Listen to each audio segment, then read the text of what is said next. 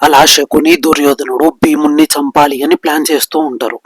అయితే ఒకసారి భీముడు కౌరవులతో బాగా ఆటలాడి ఆయాసంతో పక్కనే ఉన్న చెట్టు కింద పడుకుంటాడు. కౌరవులతో ఆటలు అంటే ఉత్త ఆటలు మాత్రమే కాదు, ఆ ఆటలు గొడవలు కూడా.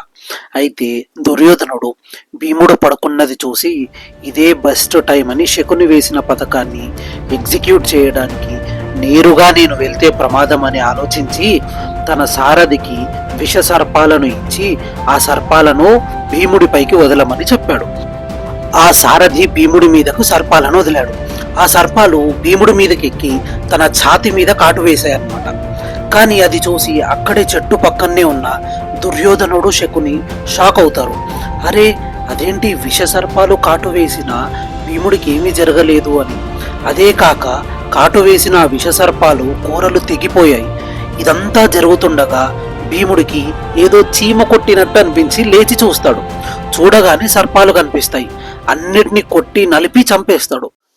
అదే రోజు నైట్ దుర్యోధనుడు శకునితో, మామా, నువ్వు చెప్పిన ఈ పథకం ఫలించలేదు, మరి నేనిప్పుడు ఏం చేయాలి అని కోపంగా అంటాడు. అప్పుడు శకుని, మనం శత్రువులని జయించలేనప్పుడు వారితో మిత్రుత్వం చేయాలి అని అంటాడు. దానికి దుర్యోధనుడు ఉక్రోషంగా, అంటే నేనిప్పుడు ఆ భీముడితో స్నేహం చేయాలా? అది అసంభవం అంటాడు.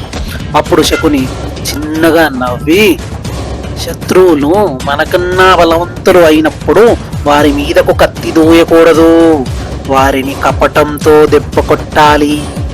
ఈసారి విషాన్ని సర్పాల కూరల నుండి కాదు, సరాసరి భీముడి శరీరంలోకి పంపిద్దామని చెప్తాడు. నువ్వు పాండవులతో స్నేహం చేస్తున్నట్టు నటించు, ఈలోపు నేను చేయాల్సింది నేను చేస్తాను మేనల్లుడా అని అంటాడు శకుని.